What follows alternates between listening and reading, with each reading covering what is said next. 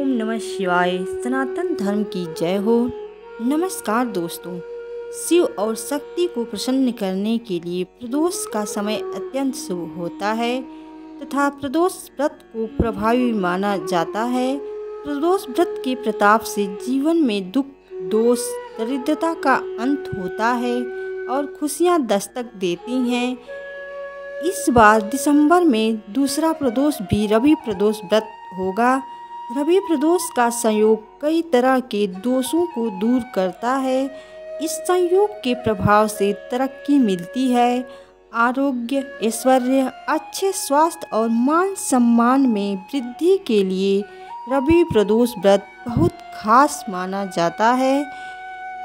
जाने दिसंबर और मार्गशीर्ष माह के दूसरे प्रदोष व्रत की मार्गशीर्ष माह के शुक्ल पक्ष का प्रदोष व्रत 24 दिसंबर 2023 रविवार के दिन रखा जाएगा।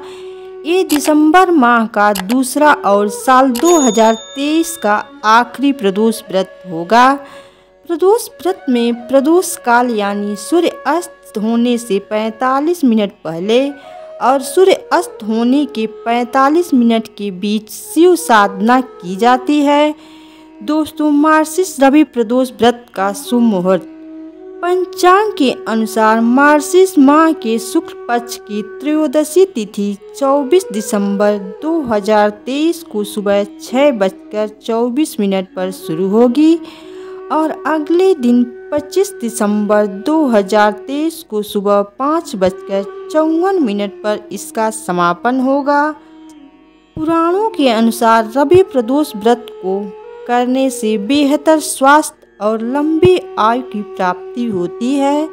शास्त्रों के अनुसार प्रदोष व्रत एक साल में कई बार आता है।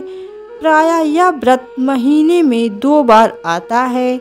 पुराणों के अनुसार एक प्रदोष व्रत रखने का पुण्य 2 गाय दान करने जितना होता है।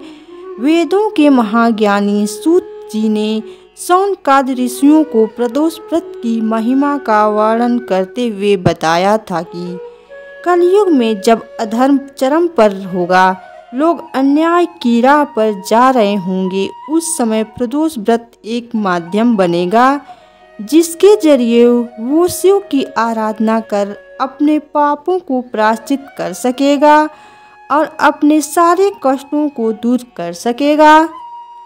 दोस्तों, यदि आप चैनल पर नए हैं तो कृपया चैनल को सब्सक्राइब करके बेल आइकन को प्रेस कर लीजिए, जिससे आप हमेशा सनातन धर्म से जुड़े रहेंगे। प्रिय दोस्तों, आइए हम रवि प्रदोष व्रत कथा का श्रवण करते हैं।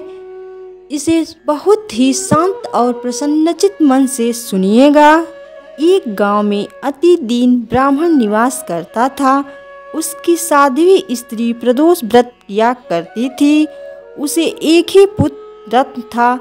एक समय की बात है, वह पुत्र गंगा स्नान करने के लिए गया।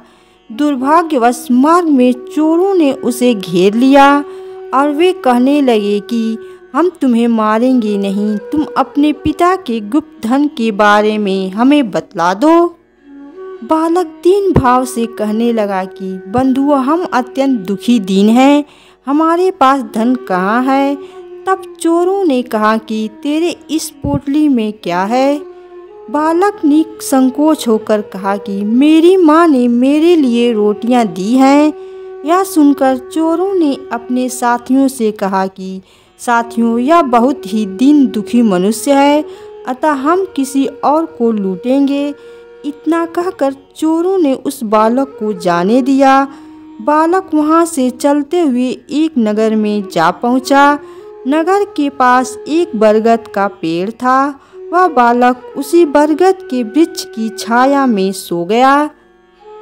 उसी समय उस नगर के सिपाही चोरों को खोजते हुए उस बरगद के वृक्ष के पास पहुंचे और बालक को चोर समझकर बंदी बना राजा के पास ले गए। राजा ने उसे कारावास में बंद करने का आदेश दिया।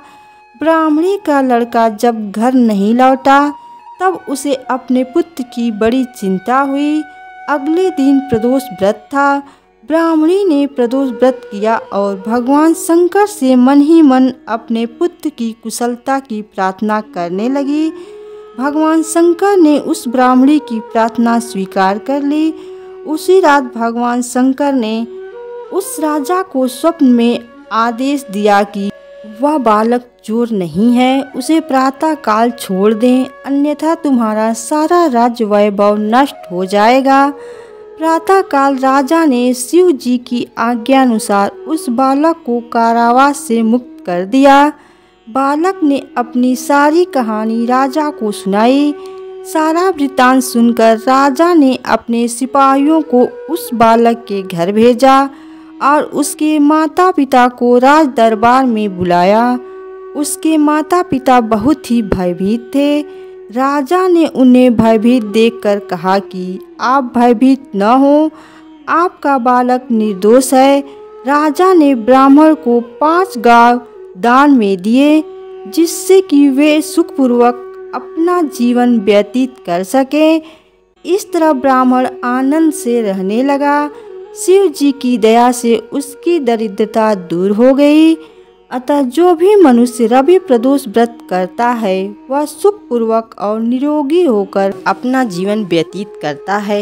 अतः दोस्तों, देव आदिदेव भगवान शिव की कृपा प्राप्त करने के लिए रवि प्रदोष व्रत जरूर करना चाहिए। हर हर महादेव।